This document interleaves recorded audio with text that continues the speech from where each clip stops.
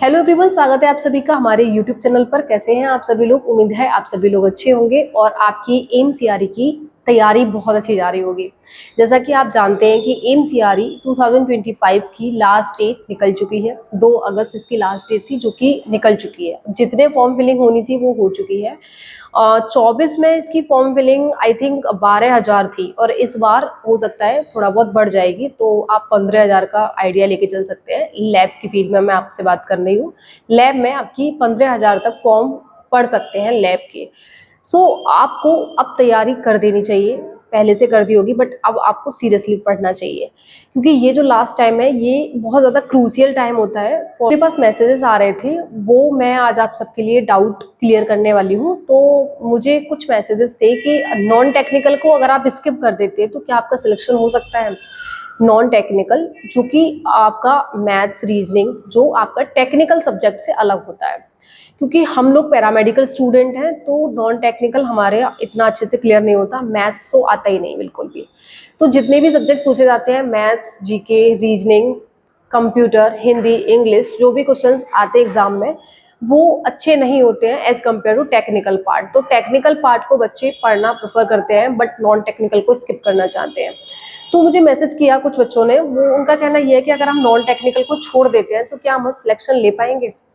तो मेरे हिसाब से ये चीज़ गलत है। उसका रीज़न ये है कि 24 का एग्ज़ाम जो हुआ था उसमें नॉन टेक्निकल बहुत ईजी आया था।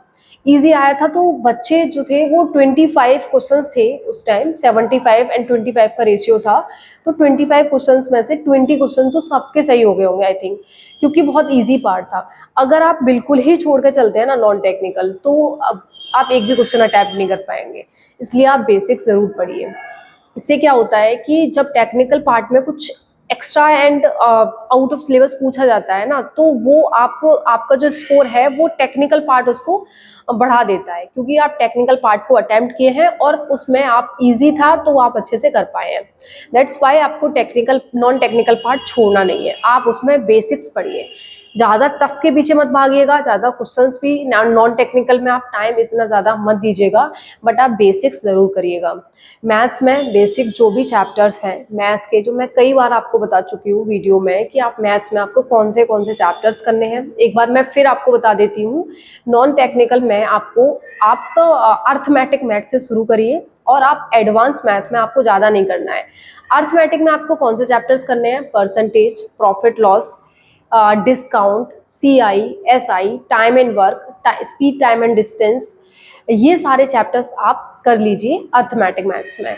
सेकेंड आपका होता है एडवांस मैथ। एडवांस मैथ्स में जो आपने क्वेश्चन देखे होंगे, मेंसुरेशन, ज्योमेट्री, ये सब एडवांस मैथ्स का पार्ट है। तो इसमें आप मेंसुरेशन के फॉर्मूलाज याद कर लीजिए। अगर आप कहेंगे तो मैं फॉर्मूला अपने टेलीग्राम ग्रुप पे सारे एक जगह लिख के सेंड कर दूंगी, जो मैंने याद किए थे।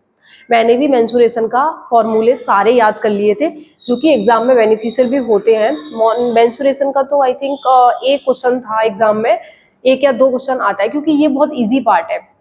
मेंसुरेशन इतना इजी है कि वॉल्यूम पूछा जाएगा, एरिया पूछा जाएगा, तो वो बहुत आसान रहता है। उसमें सिंपली आपको फॉर्मूला पुट करके वैल्यूज को रख देना होता है, आपका आंसर निकल आता है। तो ये आसान पार्ट को आप जरूर कवर करिए। अगर आप इसको छोड़ देंगे ना, तो ये आपके एग्जाम में सही नहीं रहेगा, बिकॉज ऑफ अगर टेक्निकल पार्ट ज्यादा टफ आ गया तो वो छूटेगा, सबका छूटेगा। बट नॉन टेक्निकल वो बच्चे कर पाएंगे जिन्होंने थोड़ा भी नॉन टेक्निकल पढ़ा है। नॉन टेक्निकल बहुत आसान आया था 24 के एग्जाम में। तो मैथ्स आप कर लीजिए। रीजनिंग ऑलरेडी इतना इजी रहता है कि अगर आप मैथ्स कर लेंगे तो रीजनिंग आप कर पाएंगे।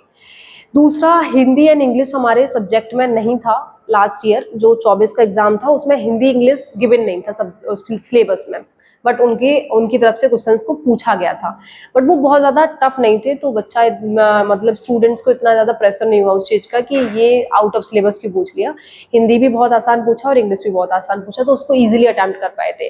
बट दुख इस बात का था कि कंप्यूटर सिलेबस में था, कंप्यूटर बिल्कुल नहीं पूछा। मैंने कंप्यूटर पढ़ा था, मैं कंप्यूटर अच्छे से पूरा बेसिक टू एडवांस याद करके गई थी, लेकिन कंप्यूटर नहीं पूछा उन्होंने। तो ये ना बहुत अनप्रेडिक्टेबल होता है कि वो लोग क्या पूछ रहे हैं। ऐसा इस बार ना हो, जो सिलेबस में दे रखा है वही वो लोग पूछें तो ज़्यादा अच्छा है। बट आप फिर भी थोड़ा थोड़ा आइडिया लेके चलिए। मैं आपसे हिंदी इंग्लिश पढ़ने की बात ही नहीं कर रही हूँ, मैं तो सिर्फ आपसे मैथ्स, रीजनिंग और आप कंप्यूटर, इनके बेसिक्स पढ़िए। दूसरा जो होता है एक आपका जीके का पार्ट होता है। जीके तो आप कितना भी पढ़ लेंगे वो बेनिफिशियल नहीं है, इसलिए जीके को आप छोड़ के चलिए। जीके में भी बहुत इजी पूछा गया था उस टाइम, बट वो भी ऐसा जीके में ऐसा होता है ना कि आप कुछ भी पढ़ लेंगे, हिस्ट्री पढ़ लेंगे तो इकोनॉमिक्स आ जाएगी, इकोनॉमिक्स पढ़ लेंगे तो पॉलिटिक्स आ जाएगी, तो उसको आप कवर नहीं कर सकते। तो जीके को आप कंप्लीटली स्किप कर सकते हैं। इंग्लिश हिंदी को आप स्किप कर सकते हैं, बट आप मैथ्स रीजनिंग और कंप्यूटर जरूर करिए, उनके बेसिक्स को जरूर कंप्लीट कर लीजिए। तो आप इस तरह से पढ़ाई कर सकते हैं जैसे कि मैंने किया है अपने स्टडी टाइम, जो मैंने मैनेज किया था, जिस तरह से मैंने पढ़ाई की, जैसे मैंने शॉर्ट नोट बनाए, जैसे मैंने नॉन टेक्निकल पढ़ा। मैं आपको सारा कुछ डिस्कस आपके साथ शेयर करती हूँ जिससे कि आपकी भी हेल्प हो सके और आप भी एग्जाम को क्वालिफाई कर सकें। मैंने टेलीग्राम चैनल बनाया है, उसमें मैं डेली स्टडी प्लान भी शेयर करती हूँ, नोट्स पीडीएफ भी आपको भेजती रहती हूँ, तो आप उस वहाँ से कवर कर सकते हैं। कंप्यूटर मैथ्स के मैं जो इजी इजी लेवल के क्वेश्चंस हैं उनको भेज रही हूँ, उनको चैप्टर वाइज सेंड कर रही हूँ। तो आप एक एक चैप्टर के 20 क्वेश्चंस को प्रैक्टिस कर लीजिए, बार बार प्रैक्टिस कर लीजिए, तो आपको एक कॉन्सेप्ट पता चल जाएगा कि मैथ्स में क्या कॉन्सेप्ट लग रहा है, और उसी लेवल के क्वेश्चन आएंगे, बहुत ज्यादा टफ नहीं पूछा जाएगा पैरामेडिकल स्टूडेंट से। तो आप उतना कर लीजिए, जैसे परसेंटेज चैप्टर है उसमें से आप 20 क्वेश्चन अटेम्प्ट कर लीजिए, और भी जितने भी चैप्टर है मैं 20 क्वेश्चंस ही आपको सेंड कर रही हूँ, वो भी इजी लेवल वाले सेंड कर रही हूँ। तो आप मेरे टेलीग्राम चैनल को ज्वाइन कर लीजिए और वहां से आप यहाँ से प्रैक्टिस कर सकते हैं मैथ्स रीजनिंग नॉन टेक्निकल की और टेक्निकल पार्ट की भी। मेरा जो सिलेक्शन हुआ था वो 2024 में हुआ, सीआरई 2024 में हुआ। तो उस टाइम क्या था ना कि पेपर में जो नॉन टेक्निकल जो टेक्निकल पार्ट था वो टफ आया था। उस चक्कर में क्या था कि जो इजी जो आया था वो नॉन टेक्निकल आया था, तो वहाँ कट ऑफ हमारी उसको कवर कर लिया था, मतलब नॉन टेक्निकल को सारे स्टूडेंट अटेम्प्ट कर पाए थे मुझे जहां तक लगता है, क्योंकि नॉन टेक्निकल बहुत इजी आया था। जो हमारा सब्जेक्टिव पार्ट था वो थोड़ा टफ आया था, उस चक्कर में कट ऑफ मतलब बच्चों की मार्क्स ज्यादा नहीं आ पाए। और टॉपर भी मुझे जहां तक लगता है 270 के आसपास था, मतलब 300 किसी ने क्रॉस नहीं किया था, और मोस्टली स्टूडेंट जो थे वो 200 से नीचे थे। 12,000 में जितने भी स्टूडेंट थे वो 200 से नीचे थे। तो ये ऐसा आप अनुमान लगा सकते हैं कि अगर एग्जाम टफ आता है तो कट ऑफ और वो आपका ऑलरेडी नीचे चला जाएगा, तो आप उसकी टेंशन ना लें कि कट ऑफ कितना आया था। जैसे कि कट ऑफ के लिए भी बहुत सारे स्टूडेंट के मैसेज आ रहे थे, तो मेरा मानना इसमें ये है कि जो 2023 में एग्जाम हुआ था वो इनका पैटर्न बिल्कुल अलग था। उसमें टेक्निकल पार्ट का इन्होंने अलग से पेपर दिया और नॉन टेक्निकल का अलग अलग से पेपर कराया था, तो वो पूरा अलग था, उसकी कट ऑफ्स बिल्कुल अलग थी। अभी 24 का एग्जाम हुआ, इसमें इन्होंने नॉन जो हमारा पार्ट था सब्जेक्टिव पार्ट था उसको बहुत टफ पूछ लिया था, तो उस चक्कर में क्या वो बच्चे स्कोर नहीं कर पाए। लेकिन सिलेक्शन तो होता है, अगर आप कितना भी टफ एग्जाम आ जाएगा, जितनी सीट्स है उतनी सीट्स तो फिल होंगी ना, ये सिंपल सी बात है कि जितनी सीट्स है, जैसे इस बार मुझे लगता है शायद 400 प्लस सीट्स है, तो वो सीट्स तो फिल होनी है चाहे कितना भी टफ एग्जाम आ जाए। बस बात ये है कि आप अपने कॉन्सेप्ट अच्छे से क्लियर करके पढ़ाई करिए, आप अपना जो आपका बेसिक्स है उसको आप जरूर क्लियर करिए, क्योंकि ऐसा होता है सारे एग्जाम में कुछ टफ क्वेश्चन आ रहे हैं लेकिन कुछ बेसिक्स भी होते हैं, जो बेसिक क्वेश्चंस होते हैं उन वो भी अगर आपके गलत हो जाते हैं तो आपका सिलेक्शन नहीं होता। इसलिए आपके बेसिक्स इतने स्ट्रांग होने चाहिए कि अगर बेसिक्स आपके ठीक हो रहे हैं, और टफ वाला तो मुझे जहां तक लगता है कोई भी अटेम्प्ट नहीं कर पाता, तो आप उसके स्ट्रेस में ना रहकर आप अपने बेसिक्स को क्लियर करिए, क्योंकि टाइम बहुत कम है। आप ये सोचेंगे कि हम टफ के चक्कर में भाग रहे हैं, हम मॉलिकुलर बायोलॉजी निपटा रहे हैं, हम बायोटेक्नोलॉजी पढ़ रहे हैं, माइक्रोबायोलॉजी तो आपको पढ़ना है, बट जो क्वेश्चंस अलग से पूछे गए थे जैसे जेनेटिक्स से कुछ क्वेश्चन आ गए थे, मॉलिकुलर से क्वेश्चंस आ गए थे, तो आप उसको ज्यादा मत पढ़िएगा। आप 12th की एनसीईआरटी से वो चैप्टर कवर कर लीजिए, वो मोर देन इनफ है मेरे अकॉर्डिंग, क्योंकि वही आया था। कुछ क्वेश्चन ऐसे आए थे जो कि बिल्कुल ही अटेम्प्ट नहीं कर पाया कोई, तो आप उस क्वेश्चन की टेंशन ना करके अपना बेसिक्स पढ़िए। जो आपको लैब में 2 साल में 3 साल में जो आपको पढ़ाया गया है वो सारा आप अच्छे से कर लीजिए, प्लस नॉन टेक्निकल कर लीजिए, सिलेक्शन आपका डेफिनेटली हो जाएगा। लेकिन जो आप करके जा रहे हैं वो बस अच्छे से करके जाइए, क्योंकि फेलियर का सबसे बड़ा रीजन यही होता है कि जो आप पढ़ रहे हैं वही आप वीक पढ़ रहे हैं, मतलब जो आपने तैयार किया वो आपने इतना सुपरफिशियली पढ़ लिया कि वो आप एग्जाम हॉल में अप्लाई नहीं कर पा रहे हैं। तो आप जितना पढ़ रहे हैं ना आप उसको इतना अच्छे से पढ़िए, उसकी एमसीक्यूज पीवाईक्यूज इतनी प्रैक्टिस कर लीजिए, उसके शॉर्ट नोट बना के उसका बार बार रिवीजन करना, इतना उसे अच्छे से कर लीजिए कि आपका वो क्वेश्चन उस कॉन्सेप्ट में से अगर कोई क्वेश्चन पूछा जाए तो वो क्वेश्चन मिस ना हो। आप इस चीज़ पे ज़्यादा ध्यान दीजिए, क्योंकि टाइम इतना कम है कि 25-26 इसकी टेंटेटिव डेट्स हैं, तो डेफिनेटली इसी पर एग्जाम होगा। 24 में भी इसी पे जो उनकी डेट अनाउंस की गई थी उन्हीं पे एग्जाम हुआ था, तो इस बार भी उसी पे एग्जाम होने वाला है।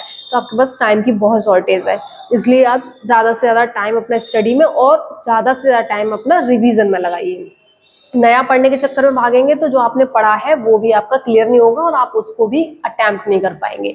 तो जितना आपने पढ़ लिया है उतना अच्छे से रिवीजन कर लीजिए, बार बार लिख के याद कीजिए। बायोकेमिस्ट्री में कुछ साइकिल्स हैं, आपको याद होगा, जो कार्बोहाइड्रेट मेटाबॉलिज्म भी पढ़ेंगे, प्रोटीन मेटाबॉलिज्म पढ़ेंगे, या फिर क्रैब साइकिल है, ग्लाइकोलिसिस है, तो वो सारी चीजें आप पढ़ के उसका चार्ट बनाइए, उसे बार बार लिख के प्रैक्टिस करिए, तब ज्यादा अच्छे से याद रहेगा। दूसरा एक माइक्रो में बायोटेक्नोलॉजी बैक्टीरियोलॉजी है, बैक्टीरियोलॉजी को आप कोरिलेट करके पढ़िए। जैसा कि मैं लास्ट वीडियो में बता रही थी, बैक्टीरियोलॉजी को आप ऐसे पढ़िए लिंक करके, मतलब इतने बैक्टीरिया हैं, इन बैक्टीरिया की क्या क्या सिमिलैरिटीज हैं और क्या क्या डिफरेंसेस हैं वो लिख लीजिए। कौन सा बैक्टीरिया किस तरह से रिएक्शन देता है वो अलग अलग लिख लीजिए। तो आप जितना कोरिलेट करके चीजों को पढ़ेंगे आपको उतना अच्छे से याद रहेगा। पैरासाइटोलॉजी जो है हमारा लैब में, तो पैरासाइटोलॉजी को भी एक चार्ट पे बना लीजिए। वो चार्ट मैंने भेजा भी था, ग्रुप में भेजा था, और मैं सच बता रही हूँ वो बहुत ज्यादा बेनिफिशियल है। उसको आप पढ़ेंगे, मैंने उसमें सब कुछ लिख रखा है, मतलब सारे पैरासाइट्स लिख रखे हैं, प्रोटोजोआ और वो जो हेलमिंथीज, एक हेलमिंथीज का बना रखा है, एक मैंने पैरासाइट का बना रखा, प्रोटोजोआ का बना रखा है। सभी जल्दी से अपना सिलेबस खत्म करके आप रिलेशन बना के पढ़ लीजिए, और जल्दी से सिलेबस को खत्म करके आप ज़्यादा से ज़्यादा टाइम अपना रिवीजन को दीजिए, क्वेश्चन प्रैक्टिस को दीजिए। आप मेरे टेलीग्राम चैनल को ज्वाइन कर लीजिए। मुझसे कोई भी आपको हेल्प चाहिए आप मुझे पर्सनल मैसेज भी कर सकते हैं, मैंने एक ग्रुप भी बना रखा है, आप उस ग्रुप को ज्वाइन कर लीजिए, वहाँ पे आप डिस्कशन भी कर सकते हैं। पीडीएफ नोट्स मैं वहाँ प्रोवाइड कर रही हूँ कंटिन्यूसली, तो आप वो आपके लिए बहुत ज़्यादा हेल्पफुल रहेगा। वीडियो अपने दोस्तों के साथ ज़रूर शेयर करिएगा, और आप हमारे चैनल पर नए हैं तो हमारे चैनल को सब्सक्राइब करिएगा। Thank you so much.